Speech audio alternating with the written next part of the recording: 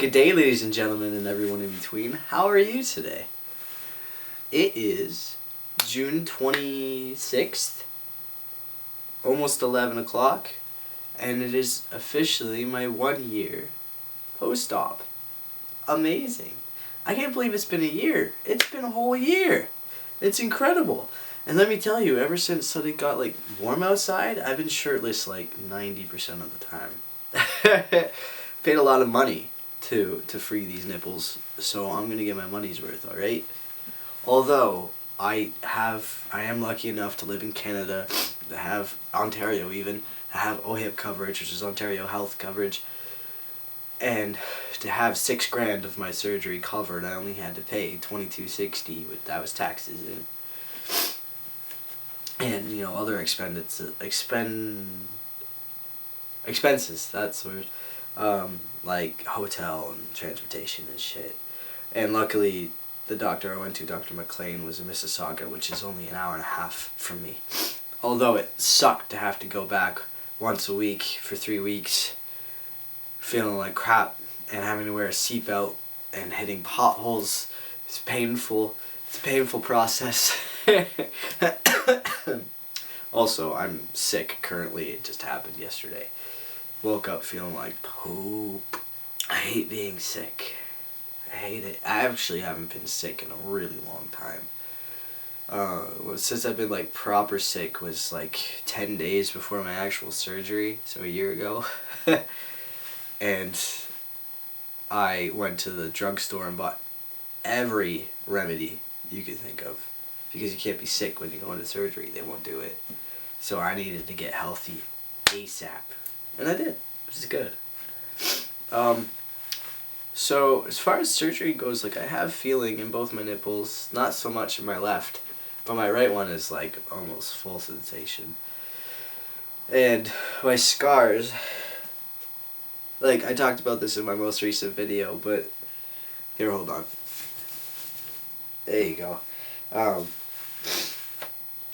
my left side, I did reach a lot more with that because my right side, I had to baby it. It hurt a lot more, and I just relied on this side more, and I'm left-handed also. So it got thicker and more red, but the nipple, the areola healed amazingly. And this side, it still looks really good. It's just a thicker scar on the top, but the scar is amazing on my right side. It looks great. But I couldn't be happier. I wouldn't change anything. But yeah, I'm really happy with it, and the fact that I don't have to wear a binder anymore, because I didn't tape. I didn't know that was a thing, to be honest.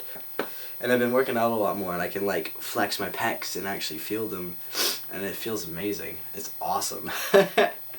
It's so awesome. I couldn't be happier with the outcome. And I found out, because I just watched that one episode, Queer Eye, with the trans man, Skylar J. I just watched that episode because my mom said to me, she's like, do you watch Queer Eye? And I don't. I like the show, I like the premise of the show, the guys, everything. I just lose interest. I try to watch it, and I lose interest. But I watched that episode because it relates to me. And I actually liked it. He's an interesting person. But my mom said to me, she's like, there's an episode with a ginger trans man, you need to watch it. So I did, and it was good. But I found out that apparently redheads, that there are complications with anesthesia when it comes to redheads. There's something in our gene that anesthesia, it doesn't sit well with it. I didn't know that. I did not know that going into my surgery, and clearly everything went okay. I didn't have any complications. I was lucky. And I remember everything. From the moment I woke up, I remember everything. I felt like fucking crap. I felt so sick, and they gave me an anti-nausea pill before the surgery, and I still felt like utter crap. I didn't puke, but it was close. I think I puked later the night after I ate, though. I think. So I was laying in the hotel bed. My boyfriend was laying beside me. Everyone's sound asleep. I woke up, I went, bucket, bucket, bucket, I need the bucket! Because I had a bucket right beside my bed, and then Jonathan just springs up and grabs the bucket as fast as he could. He was a good nurse. It was it was a surreal experience. So the last time I talked about this was when I was like, I don't know, 2 or 3 weeks post-op, I think. But I woke up from anesthesia, and they were transferring me from one bed to the other, and I actually sat up and pushed with my arms to like help them, and they like pushed me down. They're like, no, no, no, no, no, no. I didn't feel that because I was out of it and still drugged up. But when I was headed back to the hotel, they were gonna wheel me over there, and I actually like pushed down on the wheelchair to like push myself down. That was painful. That hurt a lot. I went, ow! And she went, no, no, don't use your arms. Well, I know that now. I know that now. Thanks. It's just amazing what you can't do once surgery has happened. Like, you can't sit up for yourself. You can't pull your pants down or up when you're going to the bathroom. Everything was difficult. And you can't bathe yourself properly. So when you're like a week or two into it, you feel like just nasty. You just feel gross. But it's all worth it, obviously. It's all fucking worth it. But it's quite the process. And it actually didn't hurt as bad as I anticipated it to. But it was like, my capabilities were less than I thought they'd be. Like, for example, my mom stayed with me in my apartment when Jonathan had to go back to work because he had the 3 days off when my surgery started, which happened to work out. But anyway, he had those 3 days off, and then he went back to work, and Mom stayed with me for, I think it was 4 days or something. And by the end of her stay, I said, you know what, I think I'm good. I think I can be on my own.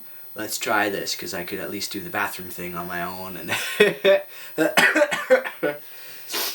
but I'm making food for myself. I pull it out of the oven. I'm getting ready. I'm like, oh, I need a plate. I open the cupboard door, and the plates are like this high, and I just go, oh, damn it.